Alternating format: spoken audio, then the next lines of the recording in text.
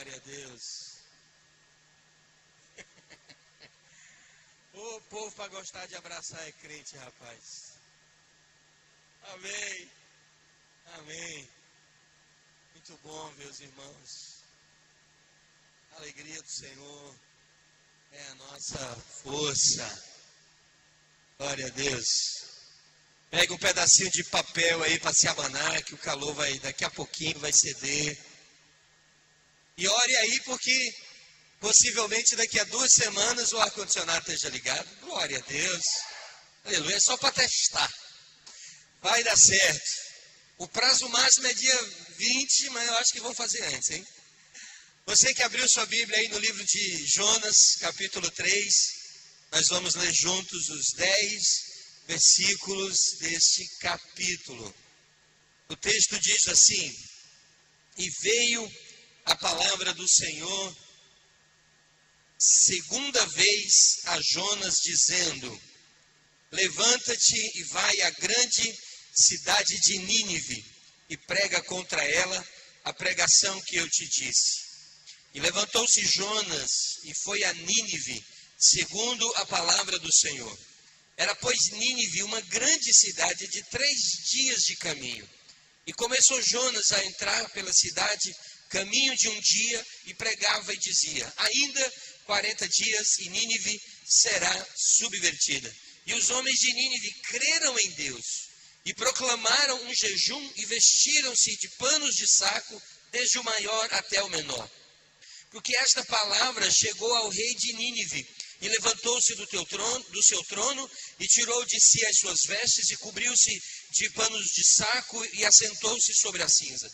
E fez uma proclamação que se divulgou em Nínive, por mandato do rei e dos seus grandes, dizendo: nem homens, nem animais, nem bois, nem ovelhas provem coisa alguma, nem se lhes dê pasto, nem bebam água.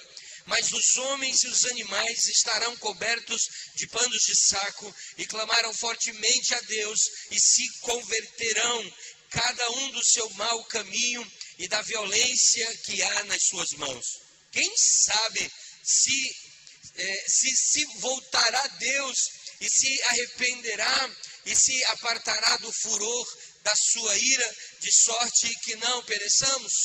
E Deus viu as obras deles, como se converteram do seu mau caminho, e Deus se arrependeu do mal que tinha dito que lhes faria, e não fez. Dá um glória a Deus aí, glória a Deus.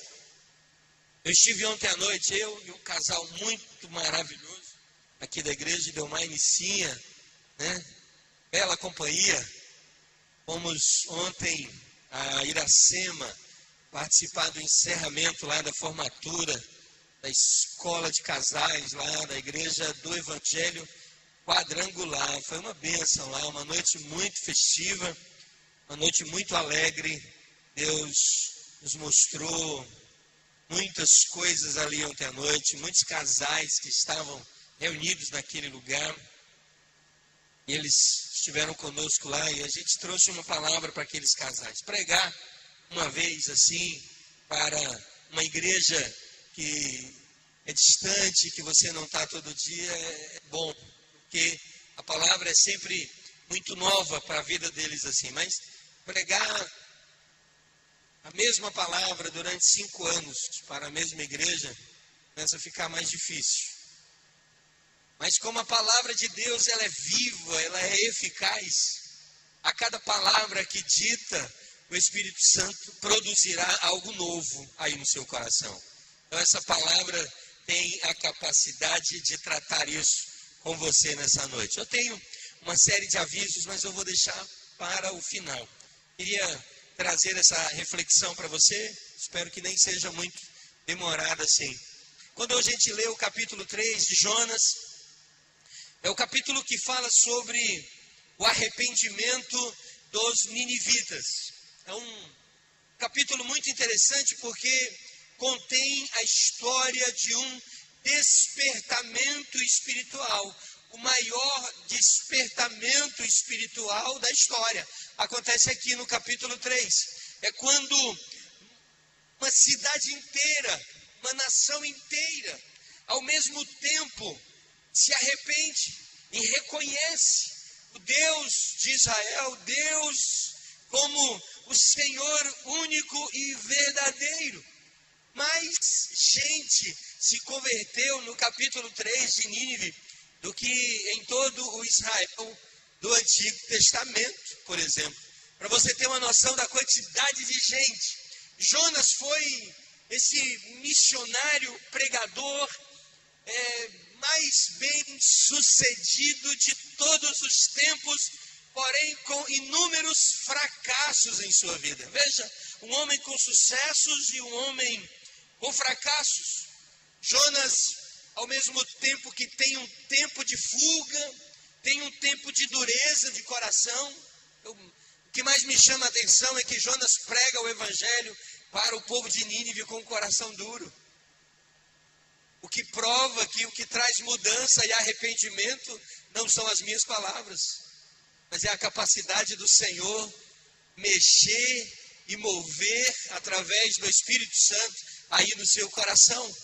As palavras de Jonas não eram palavras cheias de amor, mas mesmo assim, aquelas pessoas ao ouvirem aquelas palavras tiveram seus corações tocados. Assim como eu espero que possa acontecer hoje à noite também.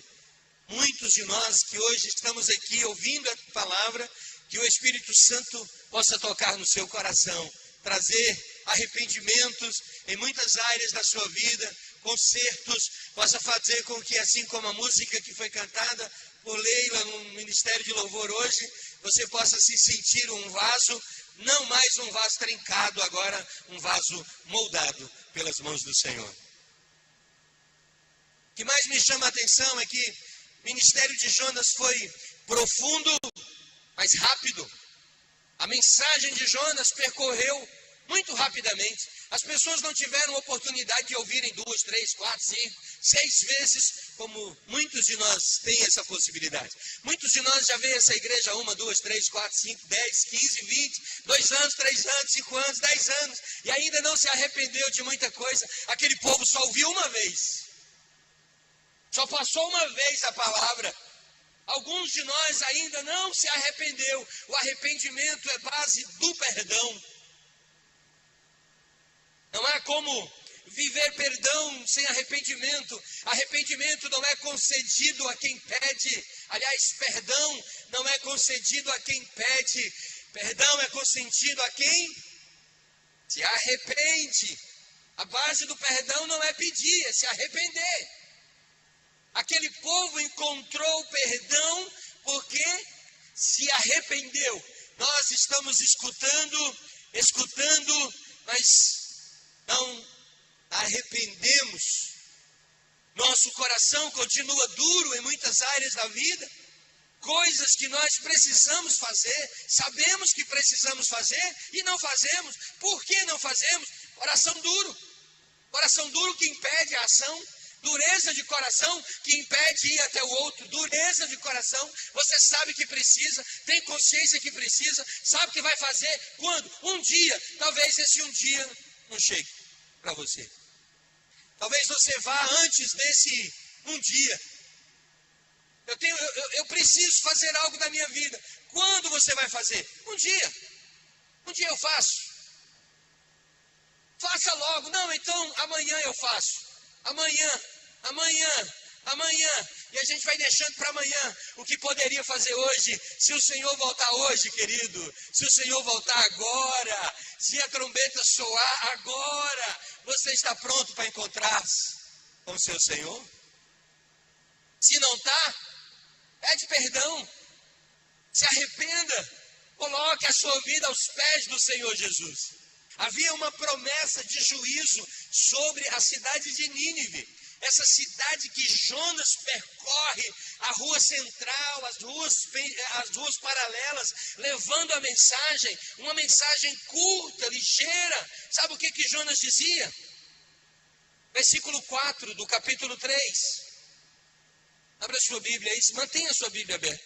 Nós não vamos ler muitos versículos, mas é importante você mantê-la aberta hoje à noite. Versículo 4. Olha só o tamanho da mensagem de Jonas. A única diferença é que Jonas repetia a mesma coisa. Final, a parte B do versículo 4 diz assim: e dizia, ainda 40 dias e Nínive será subvertida ou será destruída. Ainda 40 dias e Nínive será julgada, será pervertida, será destruída, será subvertida.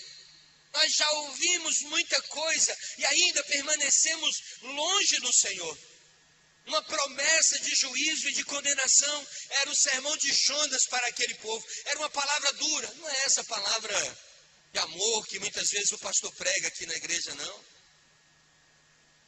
O pastor procura pregar uma palavra de amor para que você entenda o amor de Jesus, compreenda. Mas a mensagem de Jonas não era essa mensagem simples que pregava apenas o amor, ele pregava juízo e condenação. Ele dizia, vem juízo e é daqui a 40 dias, essa cidade inteira será subvertida. Vem juízo sobre essa cidade. Esse era o sermão de Jonas para aquele povo.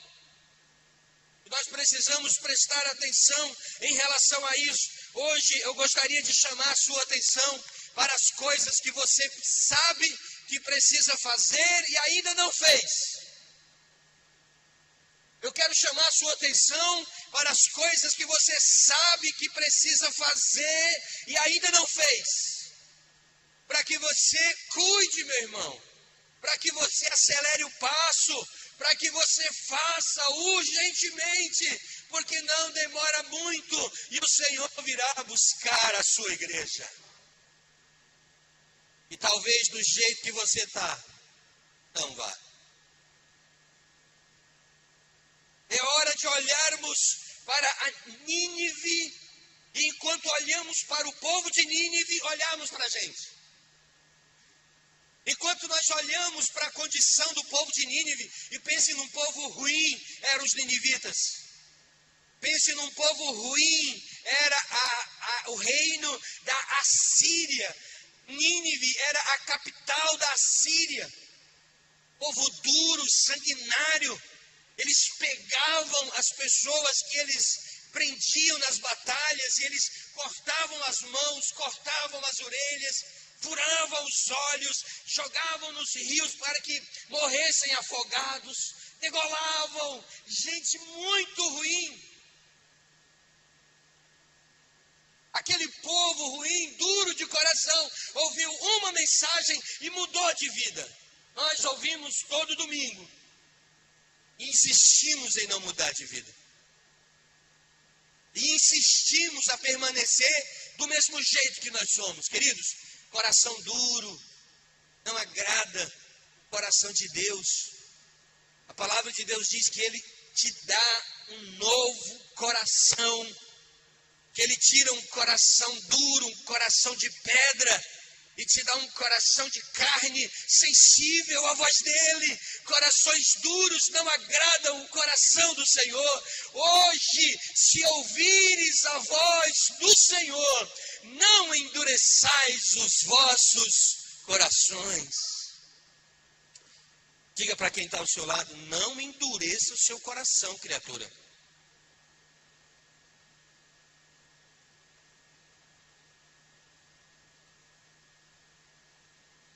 Muito bem, você que já disse, eu normalmente só peço para falar essas coisas 2 vezes, o povo não suporta mais do que isso, eu vou gastar a minha segunda vez, é logo agora. Então você vai olhar de novo para a criatura linda que Jesus colocou ao seu lado, e você vai dizer assim para ela ou para ele, de preferência diga para sua mulher, que aí o babado fica em casa mesmo aí. E depois você diz para o outro também, você diz para o seu amigo mais próximo, para sua esposa você fala e acha graça. O irmão você diz em tom profético. Você que vira aí. Queria que você dissesse para a pessoa que você disse agora que o coração agrada a Deus. Você dissesse assim: amoleça o seu coração enquanto é tempo. Amoleça. Amoleça seu coração enquanto é tempo. Amoleça. Amoleça.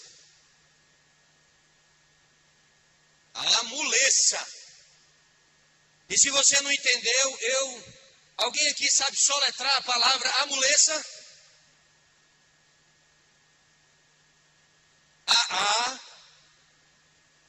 Meu mu, lele, ceaçá.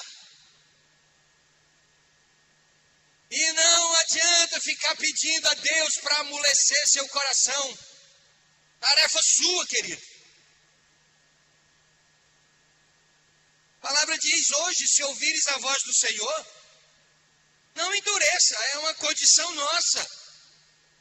Endurecer é condição nossa. Nós ficamos duros, nós ouvimos a voz do Senhor, nós sabemos o que precisamos fazer, mas ficamos com o coração duro, esperando algum anjo do céu descer e falar para você. Então eu vou te dizer, eu não sou o anjo mais bonito, mas eu estou dizendo para você. E se você estiver esperando que hoje à noite apareça um anjo lá na sua casa, entre batendo as asas pela chaminé. Tem chaminé não na sua casa? Então, bata na campainha lá no portão da sua casa. Diga, eu queria falar com você, aquele anjão grande, com as asas bonitas. Aí ele vai entrar e vai dizer assim, olha, você estava no culto ontem? Aí você vai dizer, eu estava. Aí ele vai dizer, pois é. O pastor Ednardo falou o que para você? Aí você vai dizer assim, não, ele falou para eu amolecer o meu coração. Aí o anjo vai dizer assim para você, está esperando o quê? Quer morrer? É mais ou menos assim. Quer morrer?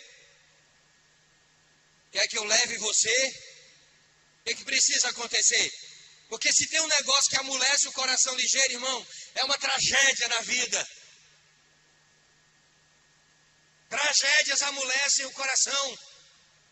Tragédias deixam você bem molinho. Você aceita tudo, diz tudo, aceita tudo, até chorar, chora. Tipo assim, você vai saindo aqui da igreja, carro na sua família, aí você vai, acelerou, chegou a 80 km por hora, carro capota. Ninguém, por favor, diga Ave Maria, Santo Jesus nem poder.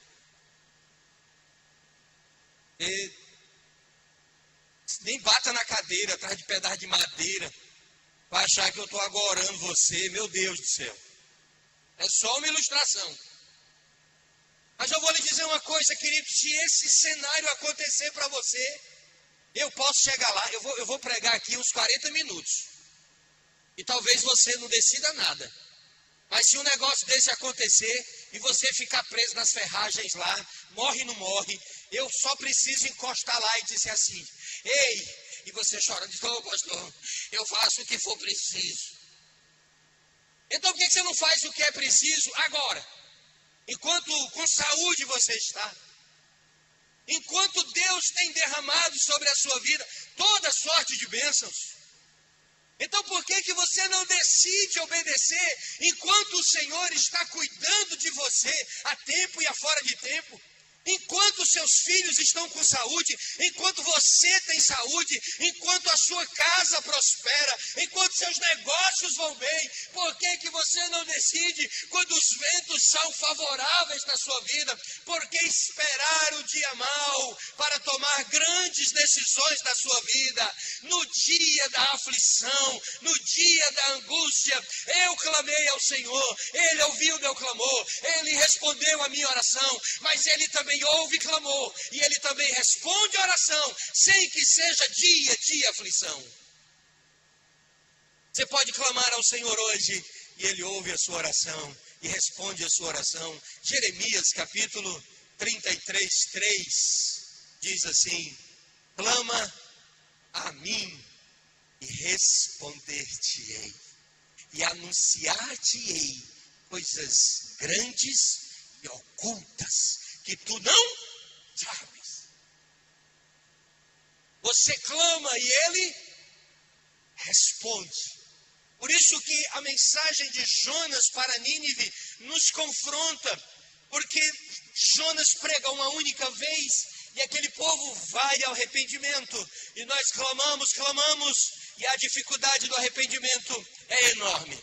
Por isso eu queria apenas tratar de 3 rápidos pontos hoje à noite, dentro desse texto, para que a gente pudesse refletir um pouco sobre os ensinamentos nesse capítulo 3 de Jonas, que trata desse arrependimento.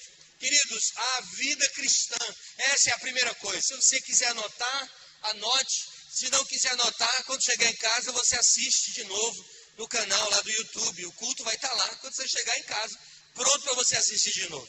A primeira coisa é, a vida cristã é normalmente ou com frequência marcada pela necessidade de renúncias e de sacrifícios.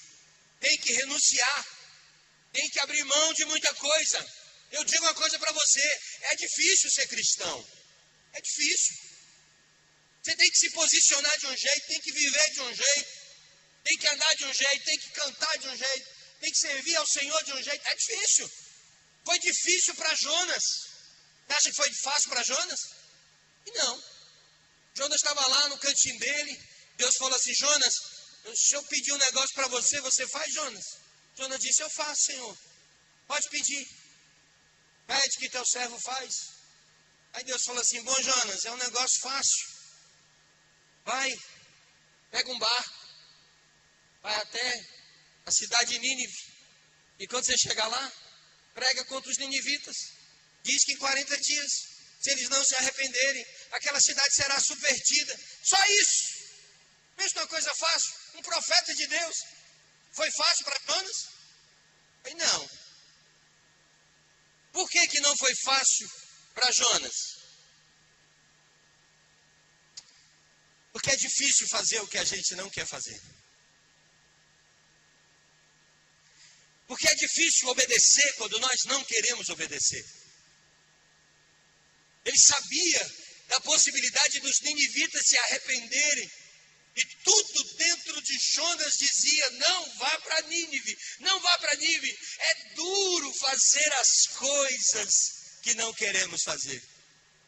No capítulo 1, Deus diz, clama contra aquele povo, porque a malícia daquele povo chegou até mim. No capítulo 2, ele diz, vai e proclama a minha mensagem de arrependimento. Leia o versículo 1 de Jonas, capítulo 3. E veio a palavra do Senhor pela primeira vez a Jonas, dizendo, não é assim que está escrito? Não. Veio a palavra do Senhor segunda vez, era sinal que Deus já tinha falado e ele não. Quantas vezes Deus precisa falar com você para você obedecer? Quantas vezes? O que é preciso Deus fazer para você obedecê-lo? Jonas preferia ver aquele povo morto. Mas no capítulo 3, ele já tinha vivido toda a circunstância cruel para ele. Ele já tinha entrado num barco no sentido contrário, já tinha sido lançado no mar, já tinha sido engolido por um grande peixe. E o capítulo 3, ele já está noutra vibe já. No capítulo 3, ele já tinha entrado numa série de situações duras no coração de Jonas. Ele já tinha apanhado um bocado. E depois que apanha um bocado, Deus chama para perto e diz assim, vou falar de novo. Talvez dessa vez você entenda e me obedeça. O que eu quero dizer para você, irmãos, Deus vai falar quantas vezes for preciso. O que Ele exige de você é obediência. Deus não muda, mas Deus está mudando você. Ele está mudando você. Esse processo de mudança dói. Todo processo de mudança dói. Todo processo de renúncia, de sacrifício dói. Renunciar dói, sempre dói. Mas não é pela dor que você vai desistir de se deixar ser mudado. Deus vai continuar falando, porém a intensidade e a maneira impositiva de Deus tratar com a nossa vida vai se tornando cada vez mais direta e prática. Tem hora que Deus diz assim, não é você que está no controle, quem está no controle sou eu, vai para Nínive. É assim que funciona. Temos liberdade de tentarmos fugir da presença dele. Porque no capítulo 1, Jonas tenta fugir. Mas não conseguimos sair da presença daquele que está no controle de todas as coisas. É muito difícil fazer aquilo que você não quer fazer. Seu filho chega para você dentro do mercantil, dentro de um bomboniere, e diz assim: eu quero aquele chiclete fim. Chiclete é aquilo, né? Uma goma de mascar, fim.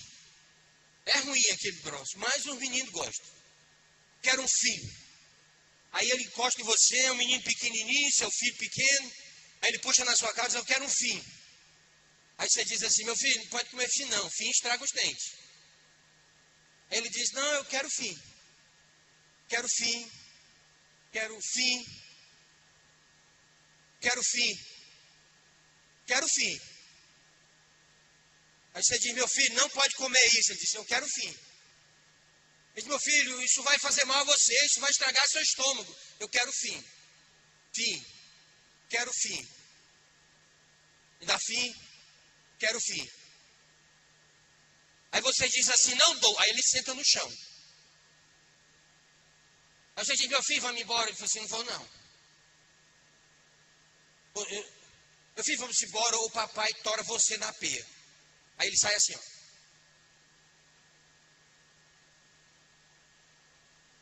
É duro fazer quando não quer fazer. Mas se você der o fim, a alegria toma conta, eu tenho o fim. Eu pego os chicletes, eu pego os bombons, o menino fica alegre. Até acabar os bombons, ele volta, eu quero o fim de novo. Você precisa compreender que você não sabe as coisas, por exemplo, que irão acontecer amanhã. Você não sabe o que vai acontecer amanhã. Quem é que sabe o que vai acontecer amanhã? Quem?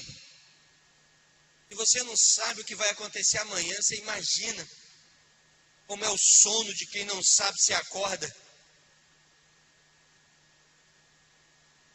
Nós precisamos compreender que tem alguém no controle da nossa vida. Deus está no controle da nossa história. Eu posso confiar nele. Eu posso fazer o que ele está me pedindo para fazer. E mesmo que eu não queira fazer, a ordem é: faça, porque é melhor obedecer do que sacrificar. As pessoas vão caminhando bem quando elas querem ir, mas são muito duras quando não querem ir. Algumas coisas acontecem, pronto, acabou, não querem mais. A igreja é a melhor do mundo, a igreja de Leais é a igreja top, top, top, top. Acontece alguma coisa, não quero mais não. É ruim ir quando não quero mais ir, quando as coisas já não me agradam mais. Jonas tem que pregar para os assírios, e Jonas queria que aquele povo fosse para o inferno.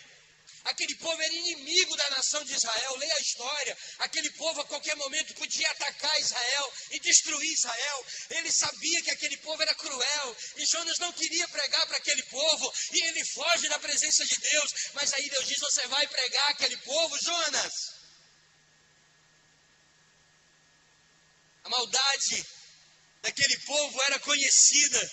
Jonas está indo para aquela capital, andar naquelas ruas para transmitir a mensagem mais curta, mas mais poderosa. Ainda em 40 dias, Nínive será subvertida.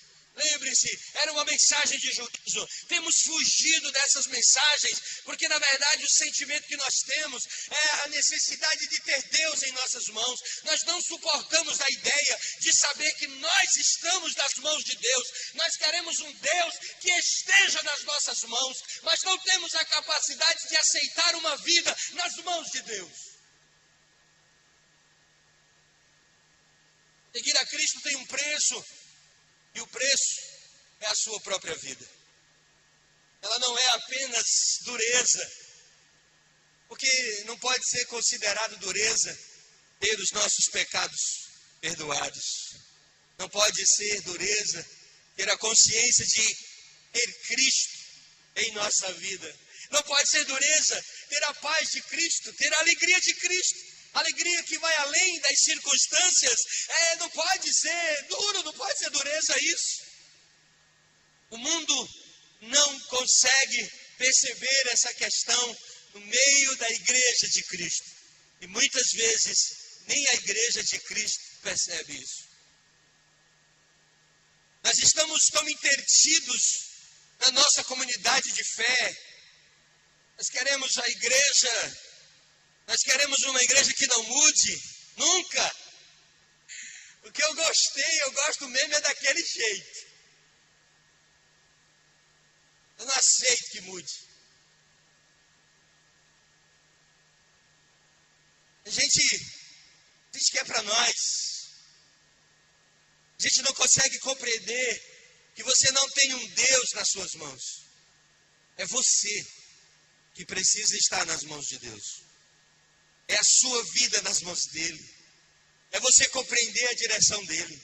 É você entender que ele tem a direção certa para a sua vida. E que o que cabe a você é obedecer a palavra dele. Quando o Senhor falar ao seu coração, não endureça o seu coração. Aprenda a se quebrantar diante do Senhor Jesus, porque Ele sabe a direção certa para a sua vida. Terão dias difíceis, mas Ele vai estar com você. Terão dias bons, Ele vai estar com você. Ele vai estar com você todos os dias da sua vida. Reconheça o cuidado e a direção dele para a sua vida. E aí você diz para a pessoa do seu lado aí, Ele está cuidando de você.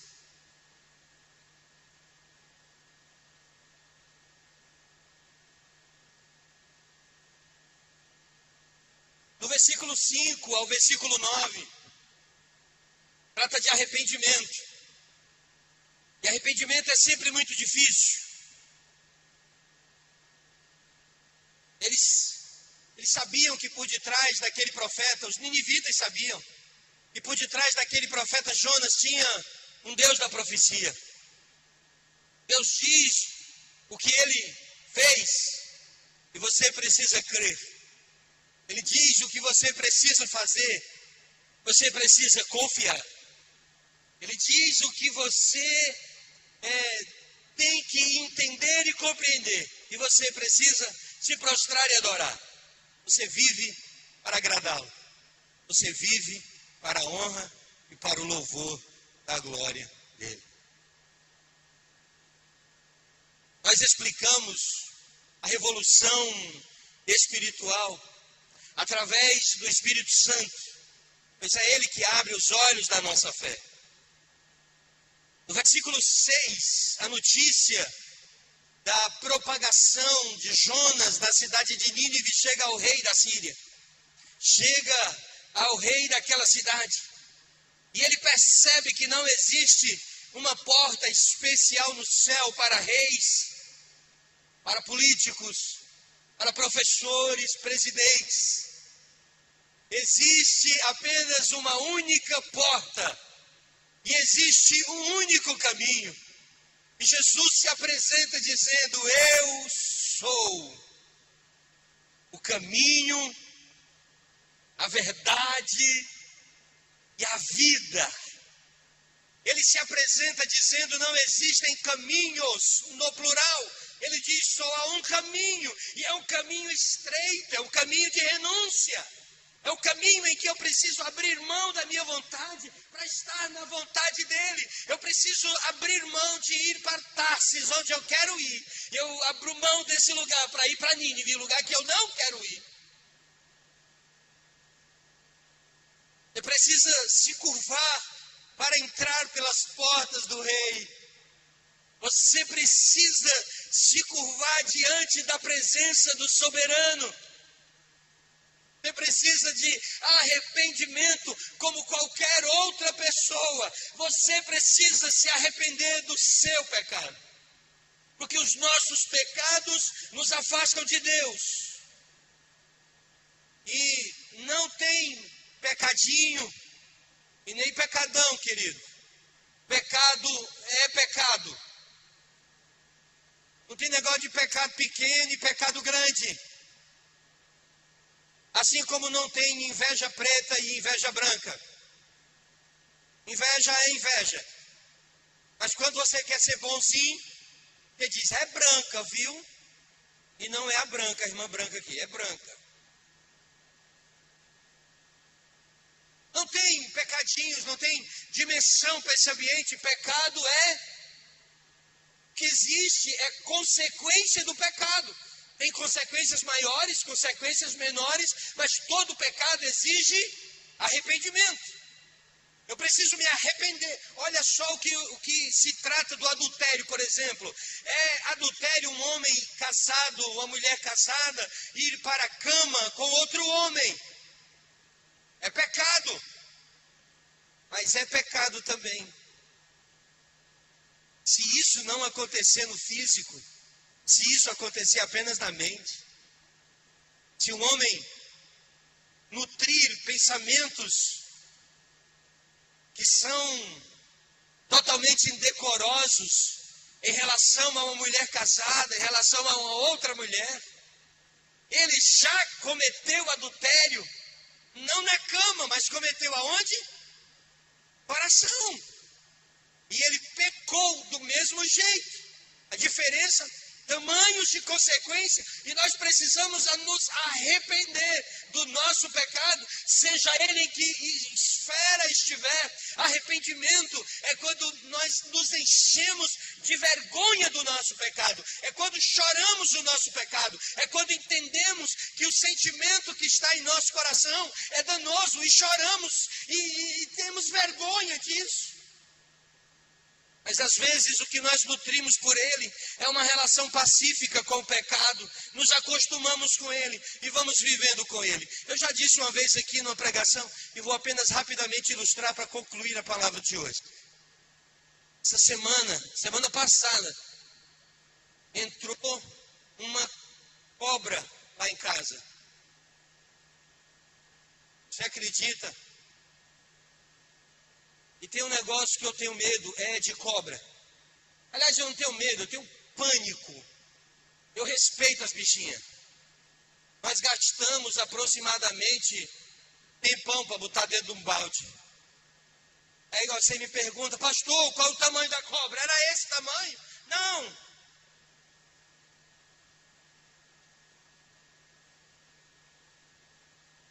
Mais ou menos isso.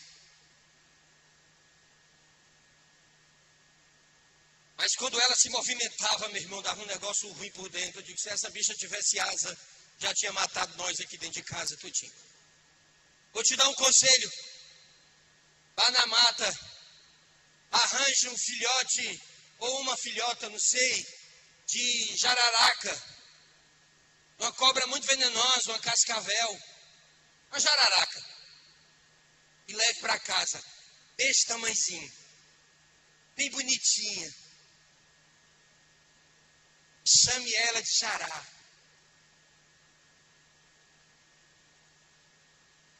E crie. E vá alimentando Xará. E sempre que você estiver sozinho, vá brincar com o Xará. E vai deixando, e a bichinha vai crescendo, e você vai dizendo, meu Deus, tu me mostra de papai, Xará. E ela é pequenininha e você bota na mão e ela fica ali brincando com você. E você diz, vai para cá não, vai para lá não. E ela vai crescendo. E ela é o quê? Uma cobra. E ela é uma jararaca. E ela tem veneno? Tem. Ela vai crescer. Ela cresce. Ela cresce. E ela vira uma jararacona. Aí um dia... Você que criou Xará desde bebê, você diz, vou fazer um carinho em bebeção de papai. Mas ela é uma? Ela é uma? Qual é o nome da cobra? Xará. Antes de eu terminar, imagine o pecadinho que você está criando desde bebê. Aquele pecadinho que você acha que é inofensivo. Aquele pecadinho de estimação que você diz, oh Jesus, eu sei que é errado, mas é tão bonitinho. E eu gosto dele. Mas ele é um pecado. crescendo e, como disse a música, vai crescendo e te absorvendo. Até que um dia, você desavisadamente vai brincar com um jará. E quando você tenta alisar a cauda de jará, é a jararaca que tem aquele errei a cobra. Então esquece jará e bota cacá. E aí vira cascavel. Você nunca tinha percebido, né? Eu não conheço cobra. Tá? É cacá. O dia que você vai brincar com cacá, você vai alisar a cauda de cacá. Quando você aproxima a mão, cacá vai... E aí cacá olha para você e diz assim, hoje a brincadeira acaba. E ela dá o bote em você. E mata você. Pecadinhos são do mesmo jeito. Você está brincando com eles, mas eles estão assim. É porque você não escuta, porque eles não têm um guiso na cauda. Esses pecadinhos, eles estão ali, ó, esperando você dar bobeira. E quando você se aproxima, eles te ferem de forma mortal. E acaba com tudo. Nós precisamos reconhecer que eu não posso brincar com pecado. Pecado é pecado, pecado mata, pecado me afasta da relação com Deus. E o salário do pecado é o quê? Você é um pecador. O Evangelho afirma que Jesus veio ao mundo para salvar quem? Pecadores. Pecadores que se arrependeram e entenderam aquilo que eles são. Nesse caso é preciso arrependimento. Nínive se arrependeu. O rei de Nínive falou, para tudo nessa cidade. Eu não quero saber não, é jejum, é cinza, é saco no chão, e não é só em gente não. É em gente, é em bicho, é em todo mundo. Essa nação proclama que se arrepende de seus pecados. Ô irmão, que nós pudéssemos hoje à noite nos arrepender dos nossos pecados. Pecados que estão destruindo a nossa vida. Egoísmos, idolatria, mesquinharias, falta de perdão, ódio, ressentimento, preguiça, falta de reverência, um monte de coisa que foi tomando canto. Algumas pessoas têm uma autoimagem diferente da imagem real. Nós estamos percebendo, nós estamos olhando e nós estamos enxergando uma coisa. Mas quando Deus olha, Deus não vê a mesma coisa que eu vejo quando olho. Porque quando eu olho, eu vejo o superficial, eu vejo a casca. Quando eu olho, eu vejo o que está por fora. Mas quando Deus olha, Deus vê o meu coração. Ele vê o que está por dentro. Deus não se impressiona com a aparência exterior. Deus conhece o coração. Você pode andar do jeito que você andar, falar o jeito que você falar. Mas Deus não se impressiona com as suas palavras, porque Ele conhece seu coração. O arrependimento trará salvação para a sua vida. O homem precisa se arrepender de seus pecados. E é quando se arrepende de seus pecados e reconhece a Jesus como Senhor e Salvador da sua vida, ele encontra salvação, ele encontra graça para a sua vida. Nós estamos nessa mesma condição. Aliás, numa condição melhor do que a deles. Porque nós podemos olhar para a história e nós podemos ver a história recheada do amor de Deus por nós. Hoje nós temos a medida do amor de Deus. A medida do amor de Deus está representada pela cruz do Calvário. Ali está a medida do amor de Deus. Aquele amor que não pôde ser expresso em João 3,16. Aquele amor que não tinha medida em João 3,16. Agora tem medida na cruz do Calvário. Todos que olham para aquela cruz compreendem o tamanho, a altura e a profundidade do amor de Deus. Você precisa saber que as promessas que Deus deu a você, você precisa compreender que Ele é fiel. para te ajudar a cumprir. A promessa que Ele te deu é se cumprir em você, mas quem realiza é Ele. Você precisa apenas estar no lugar certo. Não foi Jonas que convenceu Nínive.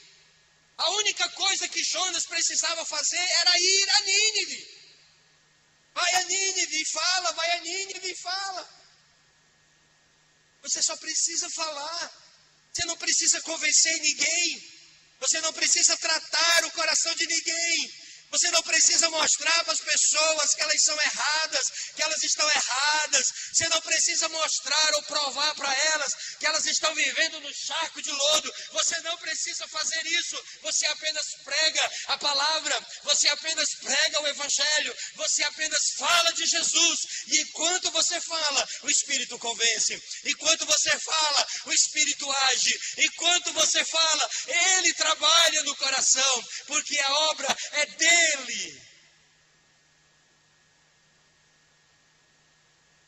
Só falta o entendimento de que aqueles corações dos ninivitas nos servem como um alerta para hoje. Não deixa para depois. Meu convite para você hoje é: viva hoje. Viva hoje. Se lance hoje. Eu não estou falando aqui apenas para pessoas que estão aqui e ainda não conhecem Jesus como Salvador. Não, eu estou falando para você, crente dessa igreja. Eu estou falando para você que congrega conosco nesse lugar. O Senhor está falando com você hoje à noite. Essa palavra não é para os de fora, essa palavra é para você. O tempo de arrependimento, o tempo de olharmos para nós mesmos, já chegou. O tempo de reconhecermos quem nós somos e quem Deus é, já chegou. Esse tempo chama-se agora, é hoje. É hoje que o Senhor quer mostrar para nós quem nós realmente somos. Quer nos tirar do nosso patamar do conhecimento e nos levar para o patamar da dependência. O crente bom é o crente que aprende a depender de Deus. Eu preciso aprender dele, depender dele, irmãos. Eu sei tão pouco sobre ele. Eu sou crente praticamente de berço. Minha família, quando eu nasci, era cristã já. Eu venho desde criancinha, hoje estou com 48 anos. Criado dentro de um lar. E sei tão pouco sobre ele. Tão pouco ainda do que ele tem para revelar para a minha vida. Tão pouco do que ele ainda tem para fazer. Eu acho que às vezes estou vivendo abaixo do que o que ele tem para a minha vida. Porque ele tem tanto para mim. Você lembra daquela parábola que trata das migalhas que caem da mesa? E Jesus disse: não, as migalhas não são para os filhos. O dos filhos está sobre a mesa. Tem pão para os filhos na mesa. Mas nós muitas vezes estamos nos contentando com aquelas migalhas. Como disse aquela mulher, numa humildade terrível. Ela diz: ah, Senhor, mas eu me alimento. Eu estou satisfeita com essas migalhas. Aí Jesus disse: não, filha. Tem pão sobre a mesa. Tem pão na casa do padeiro. Os filhos têm alimento. Tem pão suficiente. Coma do pão e beba do cálice.